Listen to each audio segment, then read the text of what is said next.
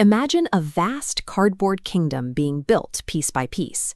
The central government's main goal is to make sure this kingdom thrives and can continually provide for all the citizens living inside it. To see if they are succeeding, economists measure economic growth. This is the annual increase in national output, the actual physical count of goods and services the country creates over a year. We calculate this total output using a metric called gross domestic product, or GDP. It adds up the total monetary value of everything produced within the country's borders during that year. Economic success relies on physically expanding the kingdom's capacity to produce the things that satisfy the needs of its people. But what happens if a disruptive spell is cast over our kingdom, instantly doubling the price tags on every single item? A $10 loaf of bread now costs $20, but we don't actually have any extra bread to eat. This is inflation. Calculating wealth using inflated current prices gives us nominal GDP. This creates an illusion of growth. Total value rises, but physical output hasn't changed.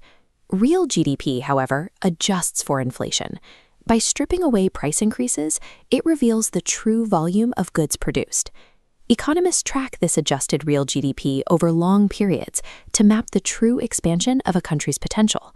Looking at the purple line here, we can see the steady climb of the U.S. economy's actual production over 60 years. Distinguishing between the two is vital. If a government only looks at nominal GDP, it might mistake a dangerous inflation crisis for a booming economy, completely misunderstanding the actual standard of living of its citizens. For an economy to grow, it must either experience an increase in the total demand for goods or expand its physical capacity to produce them. One way to grow is to increase the quantity of resources available. This might mean discovering new land, finding new natural resources, or expanding the size of the labor force. In reality, modern growth relies on scaling up physical capital and labor. This factory shows how equipment and workers combine to massively increase output. Growth also comes from improving the quality of those resources.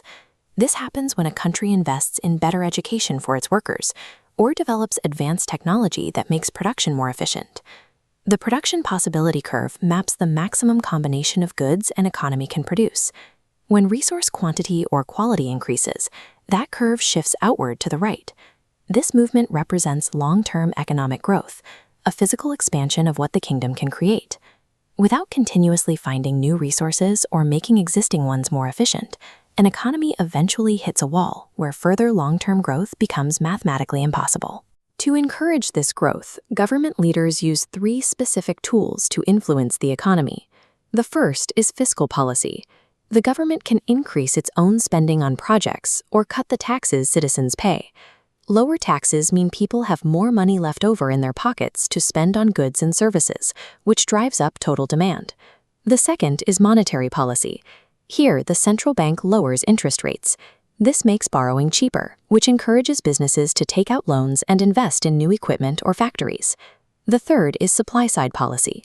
These actions increase productive capacity, like funding better schools, building new infrastructure, or removing strict business regulations. While fiscal and monetary policies are excellent for boosting short-term demand during a slump, only supply-side policies can permanently shift that production curve outward for sustainable long-term wealth. A growing economy provides clear advantages: higher incomes, more jobs, and more tax revenue for public health care and better schools. We see the results of sustained growth all around us: modern infrastructure, global trade, and higher living standards for millions.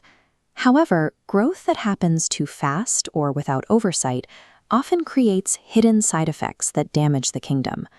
One major cost is the environmental impact. Rapid growth can lead to severe pollution, climate change, and the quick depletion of irreplaceable resources. There is also a social cost to consider. A rising GDP often creates a widening gap where a few people capture the vast majority of the new wealth, while the poorest citizens are left entirely behind. A high real GDP doesn't guarantee a better life for everyone. If growth destroys the environment and only enriches a few, the overall quality of life for the average citizen may actually decline. When reviewing these ideas, keep in mind that measuring growth correctly requires focusing on real GDP, which ignores the artificial noise of rising prices.